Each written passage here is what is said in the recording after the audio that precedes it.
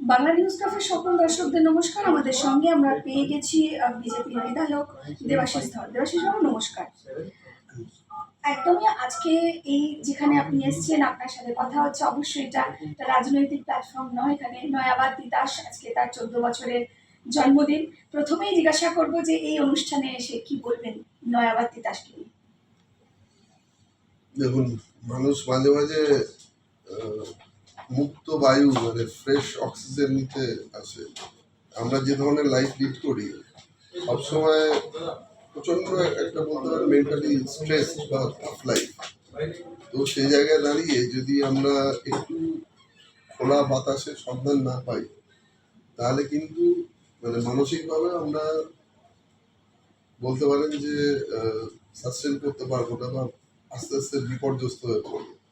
এরকম কিছুটা খোলা বাতাস নিতেই আজকে এই কর্মসূচিতে আসা।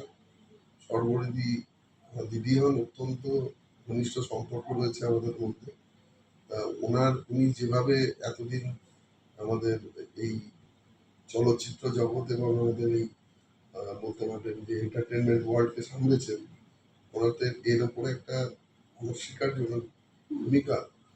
আজকে মানে আমাদের যে পারফরমেন্স এতদিন মানুষকে উদ্বুদ্ধ করেছে এবং আমি চাই যে এনাদের যে এই প্রয়াসটা সেটা আমি নিজে আজকে চাক্ষুষ দেখে আরো নিজেকে উদ্বুদ্ধ করতে চাই এবং বললাম আবার কিছুটা খোলা বাতাস এর সন্ধানে। এই যে যারা শিল্পী, আমরা জানি প্রাক্তন যে সরকার ছিল সেই সময় বিভিন্ন জনকে এই শিল্পী জগতের বিভিন্ন মানুষকে ব্যান করে দিত, যারা বিরোধী রাজনীতির সাথে যুক্ত ছিলেন। কাজ করতে দেওয়া হতো না। মূলত থিয়েটার গ্রুপ যারা আছে তাদেরকে কোনোভাবেই মঞ্চ দেওয়া হতো না বা বিভিন্ন ধরনের একটা মানে প্রহসন চলতো।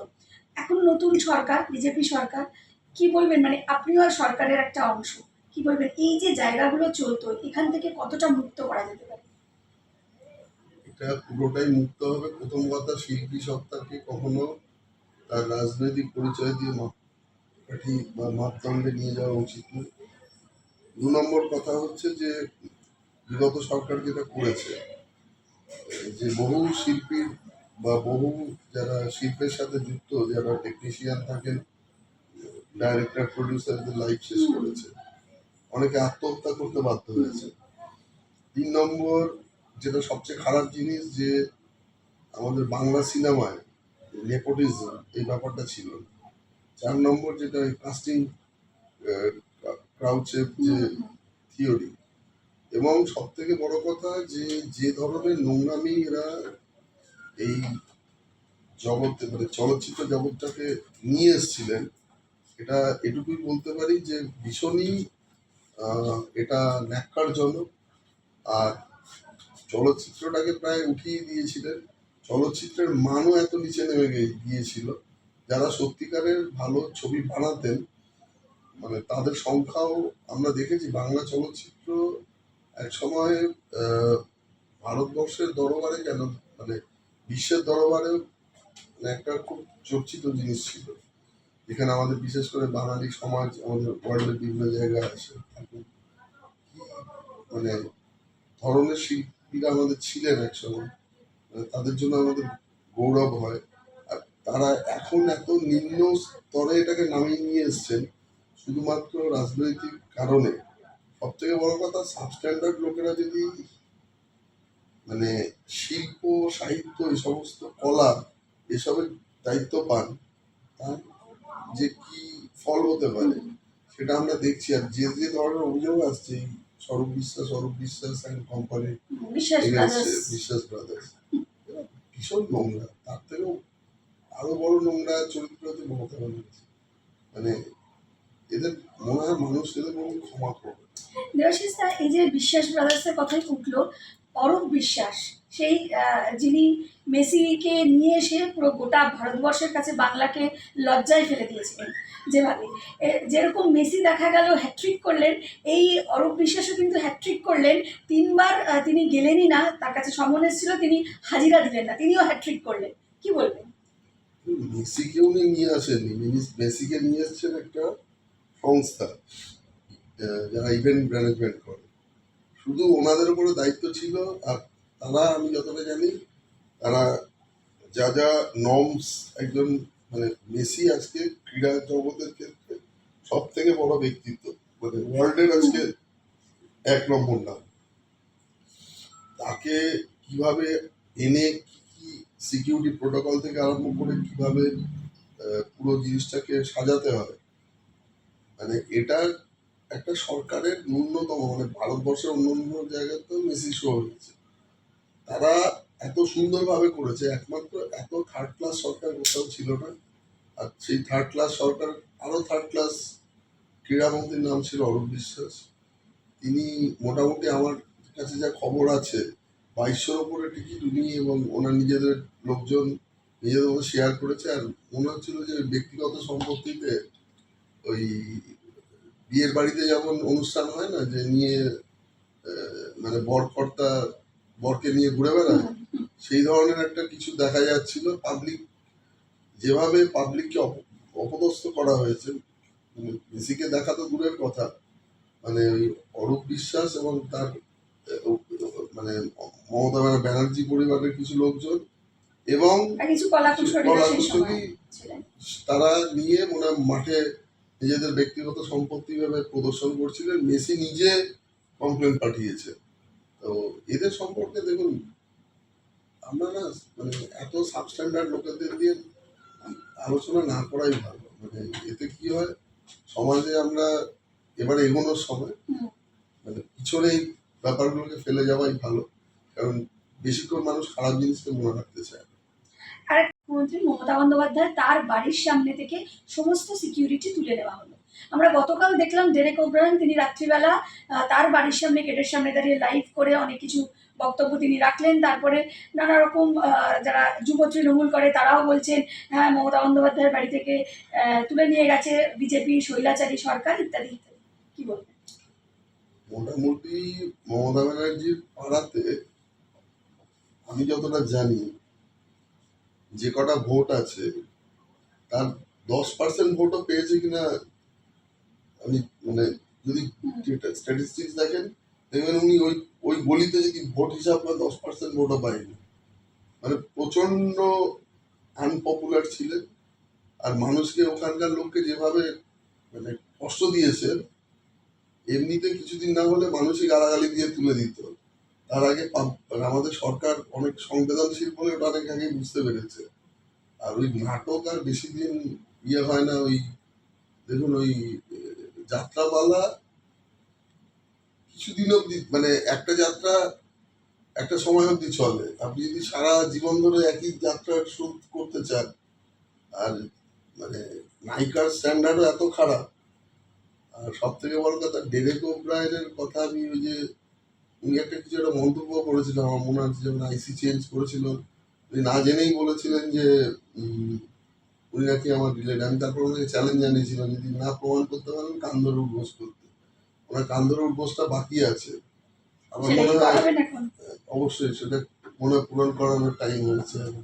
মানে ডিম থেরাপি তো হয়ে গেছে অনেক, এবার একটু কান ধরে উঠবোস থেরাপিটা বাকি রয়েছে। আরেকটা বিষয়ে যাব, এই যে অভিষেক বন্দ্যোপাধ্যায় যাকে ভাইপো বলা হচ্ছে, তার যে আত্মসহায়ক সুমিত রায়, মানে তিনি হচ্ছেন মানে একটা অভিষেকের ছায়াসঙ্গী বলা যায়। কি বলবেন? তাকে তো খুঁজে পাওয়া যাচ্ছে না। ওর কবে দেখবেন আবার কোন একটা দিক থেকে আবিষ্কার হবে। মানে একজন তো চলে গেছে ভানুয়াতু, দেখুন কোন কোন দ্বীপ এখনো কেউ কিনে উঠতে পারেনি। হঠাৎ দেখবেন একদিন কোনো দ্বীপ একটা কেউ কিনে নিয়েছে, ওখান থেকে সুমিত রায়কে হয়তো খুঁজে পাওয়া যেতে পারে। তো এত টাকা লুট করেছে, আপনারা যে ভাবছেন না যে বা ইডি যে টাকা সিজ করেছে, কিচ্ছু নয়। মানে আমি যদি খুব ভুল না করি, মানে এই টাকার লুটের পরিমাণটা 1,00,00,000 কোটি ছাড়িয়ে যেতে পারে। তো এরা সরকারি সম্পত্তি লুট করেছে, কাটমানি তুলেছে, আর সব থেকে বড় টাকা ইয়ে করেছে ফান্ড ডাইভার্সন। যত গভর্নমেন্টের স্কিমস, এই যে এত বছরে যে টাকাটা এসছে, এইগুলো কিভাবে ফান্ড ডাইভার্সন করেছে এটা যদি কোনোদিন ঠিক মতো তদন্ত হয়। এবার চাকরিতে টাকা তুলেছে, ওর একটা লিমিটেশন আছে। সবচেয়ে বেশি টাকা মানে এক এক বছরে কেন্দ্রীয় প্রকল্প, এরা তো রাজ্যের প্রকল্পের নাম করে চালিয়ে দিয়েছে। আর বিভিন্ন খাতে যে টাকাগুলো এসেছিল সেগুলো লুট করে মোটামুটি কোনো কাজই হয়নি। যেমন ধরুন মানরেগা, না ওই যে আমাদের একটা গল্প আছে যে দেখবেন যে আগের ভিডিও এসে প্রকল্প নিল পুকুর কাটা হবে, পরের ভিডিও এসে বললো না পুকুর কাটাটা ঠিক হয়নি, পুকুরটাকে বুঝিয়ে দাও, মানে পুকুর কাটাও হয়নি, পুকুর বোঝানোও হয়নি, কিন্তু দুটো ক্ষেত্রেই টাকা উঠে গেছে। এরকম আবাসের প্রকল্প, সবগুলো প্রকল্প যদি ইয়ে করেন সেগুলো তার যত টাকা তার 75% টাকা হিসাব করুন। সেই কয়লা, 75 তো বলেই হ্যাঁ, দিয়েছিল। কয়লা, গরু, বালি, পাথর, অন্যান্য চাকরি চুরি, সব বাকি সব রকমের চুরি ছাড়াও কাটমানি ফাটমানি, এটাতে যে মেজর টাকা আছে এগুলো যোগ করলে লক্ষ কোটি ছাড়িয়ে যাওয়াটা কোনো অস্বাভাবিক জিনিস নয়। এবার আমাদের বাকি কোন কোন দেশে কি কি ব্যবসা চলছে বা ঘুরিয়ে কি কি টাকা আসছে ওখান থেকে ইয়ে করা উচিত। সুমিত্রাকে যদি এখানে খুঁজে না পায় না, ইনভেস্টিগেটিং আপনার তো এজেন্সি, অভিজ্ঞতা আছে, আপনি নিজেও আইপিএস ছিলেন, কি বলবেন মানে এই এই ধরনের মানুষরা, তার মানে এখন যা পরিস্থিতি, মানে কোথাও কি দেশের বাইরে চলে যাওয়ার সম্ভাবনা? না যাওয়ার কি আছে, ইন্টারপোলকে কাজে লাগাতে হবে। সুমিত্রা যদি, দেখুন আগের বারে এই যে বিনা মিশ্রকে ভাগিয়ে দিয়েছিল, তার পুরো ব্রেন চাইল্ড ছিল রাজীব কুমার। তো এবারেও যদি না পাওয়া যায় অবশ্যই রাজীব কুমারকে তুলে ইন্টারভেশন করা উচিত, ঠিক ট্র্যাকিংটা পাওয়া যাবে। আর একটা শেষ প্রশ্ন করব, এই যে যোগা দিবস আসছে, সেখানে রেড রোডে অনুষ্ঠানটা পালন করা হবে এবং রাস্তা বন্ধ থাকবে প্রায় 1 সপ্তাহ ঘোষণা করা হয়েছে। বামপন্থী যারা নেতা, তারা ইতিমধ্যে একদম নাম করেই বলছে, শতরূপ ঘোষও প্রতিবাদে নেমেছেন। তাদের বক্তব্য, নামাজের সময় রেড রোড বন্ধ করে মানে দিচ্ছে না, কিন্তু যোগা দিবসে রাস্তা বন্ধ করে ব্যায়াম করবে। এটা কি, এটা দ্বিচারিতা নয়? সব থেকে বড় কথা, বামপন্থীদের উদ্দেশ্যে একটা কথাই বলি, আগে আপনারা দেশকে ভালোবাসুন। বামপন্থীদের আলোচনায় শুরু হয় দেখবেন কখনো ভারতবর্ষ নিয়ে আলোচনা হয় না, Russia, Yugoslavia, China, Slovenia, Czechoslovakia, যারা নিজেদের দেশের ইতিহাস না পড়ে অন্য দেশের ইতিহাসকে নিয়ে চর্চা করে। আমাদের ইতিহাসটা এত সমৃদ্ধ, বা আমাদের সভ্যতা বা সংস্কৃতি থেকেই অন্যান্যরা বিভিন্ন সময় এখানে এসে অ্যাটাক করেছে, এখান থেকে বিভিন্ন তথ্য নথি এবং এখানকার সভ্যতা সংস্কৃতিকে নিয়ে গেছে, কপি করেছে। তো আজকে যে জিনিসটা বামপন্থীদের কথাতেই বলছি, যারা নেতাজির মতো লোককে আক্রমণ করেছিল, ওই কি তেজর কুকুর না কি সব বলেছিল, যারা স্বামী বিবেকানন্দকে মানে না, তারা শুধু একটাই হচ্ছে ওই secularism. What is secularism? Secularism কি শুধু মুসলিম তোষণ? সেটা আমি আবার বলছি, বামপন্থীদের জন্য আমার মনে হয় যতগুলো বুদ্ধিজীবী আছে ওদেরকে প্রথম কিছু পাঠ দেওয়া উচিত, 2-4 বছরের ট্রেনিং দেওয়া উচিত, যে আগে দেশ সম্পর্কে ভালোবাসো। তো আমাকে একবার ওই ওরকম ক্লাসে ছোটবেলায় যখন 11-12 পড়তাম, তো ওই দরজা বন্ধ করে রাত্রিবেলায়, আমার মনে আছে শীতকালে বলেছিল ক্লাসে যাওয়ার জন্য, ওই চাদর মুড়ি দিয়ে মোমবাতি জ্বেলে ক্লাস হতো। তবে একদিন শোনার পর হলো যে সবই তো ঠিক আছে, তো এখানে ভারতবর্ষের আলোচনাটা কোথায়, বাকি সবই তো ওই ইয়ে নিয়ে আলোচনা। আর আমি তো খুব সাধারণ মানুষ, খুব কম বুঝি এই সমস্ত ব্যাপার। বলে তুই আর কালকে থেকে আসিস না, গেলে বাকিরাও এখান থেকে চলে যাবে, ঠিক আছে? তো দেশ সম্পর্কে যারা কোনো, যাদের ন্যূনতম কোনো দেশাত্মবোধ নেই, তারা যে জিনিস নিয়ে আলোচনা করে, দেখুন অ্যাবস্ট্রাক্ট আলোচনা মানুষ আর এগুলো চায় না। আমরা দেশের মানুষ দেশেই ফিরে আসি। ভারতবর্ষের, আবার বলছি, সংস্কৃতি, সভ্যতা এবং ভারতবর্ষের যে স্পিরিচুয়ালিজম থেকে আরম্ভ করে ভারতবর্ষের ধর্ম, ধর্ম মানে ওই রকম না, ধর্ম মানে যা আমাকে ধরে আছে, ধর্ম এতটা সমৃদ্ধ, ভারতবর্ষকে গোটা পৃথিবী ফলো করে। ফলে আপনারা আগে নিজের দেশ সম্পর্কে শ্রদ্ধাশীল হন, তারপরে এইসব নিয়ে আলোচনা করবেন। আমাদের যোগা মানে কি, কানেক্ট উইথ দ্য ইউনিভার্স। আগে দেখুন, বামপন্থীদের উদ্দেশ্যে বলছি, আপনারা বেদ পড়ুন, গীতা পড়ুন, উপনিষদ পড়ুন, কথামৃত পড়ুন, লাইফ ডিভাইন পড়ুন, এগুলো পড়ে তর্কে তারপরে বসবেন। ওই কিনা ওই কিন্তু বিকাশ রঞ্জন বাবু তো বলেছেন যে আমাদের হিন্দু ধর্মের কোনো গ্রন্থে গরু খাওয়া খাবে না এরকম লেখা নেই। মানে এত কিছু জিনিস রয়েছে, মানে আমার মনে হয় বেদ উপনিষদ বা গীতা পড়ার পরে মানে যে একবার পড়ে মানেটা বুঝতে পেরেছে না, সে এরকম মানে লাস্টে গিয়ে গরু খাওয়াতে চলে যাবে না। ওর মধ্যে মানুষের শুধু না মানে এত ডিপ ফিলোসফি রয়েছে না, ওটা বুঝলে আপনি বুঝে যাবেন যে মানে জীবনের উদ্দেশ্য কি, আমরা কেন এসছি, মানে বিশ্ব ব্রহ্মাণ্ডের সাথে আমাদের কি মানে সম্পর্ক। যেমন একটা ছোট অণু বা পরমাণুর সাথে একটা নিউক্লিয়াসের যে কানেকশন। কানেকশন, তারপরে যোগটা কি জিনিস, এটা বোঝা মনে হয় দরকার। শুধু লাস্টে কিছুই বুঝলো না, লাস্টে গরু খাওয়াতে চলে এলো।